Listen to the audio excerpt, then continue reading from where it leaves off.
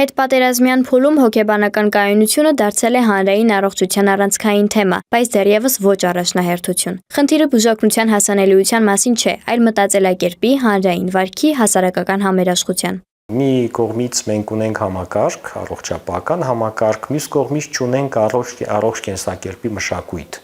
Եվ բնականաբար ցանկացած համակարգ կարծես սերում է կամ սնուցվում է մեր մշակույթից եւ օրինակ արդարադատության համակարգը, եթե մարդիկ չեն հավատում արդարությանը եւ ոչինչ այդ ուղղությամբ չեն անում, ապա արդարադատության նախարարությունը օրինակ շատ մեծ խնդիրներ կունենա։ Հոգեբանական առողջության վրա ազդող գործոններն ըստ սոցիոլոգ Արտուր Աթանեսյանի հաճախ սկսվում են առօրյայից։ Այն, ինչ մենք համարում ենք նորմալ կենսակերպ, երբեմն հենց ինքն է խնդրի սկիզբը։ Մենք գրագետ ազգ ենք եւ այդ իմաստով նաեւ կենցաղային մակարդակում ամենօրյա մեր առողջության մասին որոշակի պատկերացումներ ունենք։ Բայց միևնույն ժամանակ այդ պատկերացումները շատ հաճախ կրում են այսպիսի կարծրատիպային բնույթ, ինչն է լավը եւ ինչն է վատը, տիպիկ հայ մարդը շատ ուշ է արթնանում եւ հետո հապճեպ փորձում է շատ բան հասցնել եւ դրանից նևրոզներ են ստեղծվում, անարդյունավետ է կյանքը դառնում եւ այս իմաստով այս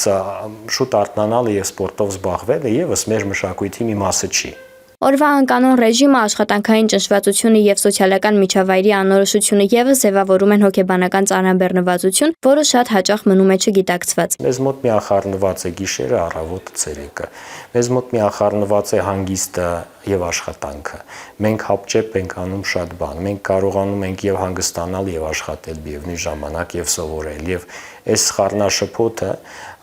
դրան գումարած անընդհատ հաղորդակցվել է։ Մենք իսկապես էքստրովերտ ազգ ենք եւ սիրում ենք խոսել, շատ հաճախ խոսելուն չի հաջորդում որևէ գործողություն։ Պարզապես խոսքը որպես մշակույթ է մեզ մոտ տարածված։ Անցնելով շատ փորձություններով փորձում ենք ձեռք բերել կայունություն։ Համակերպվելով իրողությունների հետ սահմանամերձ գյուղերում ապրող մարդը չի վախենում թշնամուց, դժվարություններից, հիվանդություններից։ Ինձ պատմեց մի ուրեմն զրուցակից վերջերս մարզերից մեկում ապրող գյուղերից մեկում սահմանամերձ, որ ահա բլուրդերից մեկի վրա վերջին իրադարձությունների հետևանքով հայտնվեց մեծ ադրբեջանական դրոշ, որը իրենք ստիպված են տեսնելու առավոտից երեկո, եւ միևնույն ժամանակ նա ասում է, որ մենք այդ բլուրի տակ միշտ կախել ենք լվացքը Բաքում եւ հիմա այդ պարանների վրա այնքան երեխաների, այնքան մանկական շորիկներ են կախված, այսինքն մարդիկ շարունակում են երեխա ունենալ, չեն վախենում, արհամարում են վտանգը։ Իսկապես մենք քաջ արի ժողովուրդ ենք եւ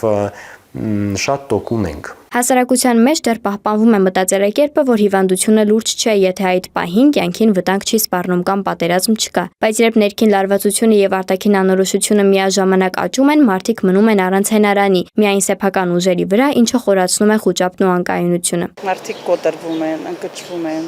ապրելու ցանկությունը ոնց որ նվազում է։ Սկսում են թերահավատորեն վերաբերվել բոլորին։ Հոգեկան առողջության տեսանկյունից ես կասեի, որ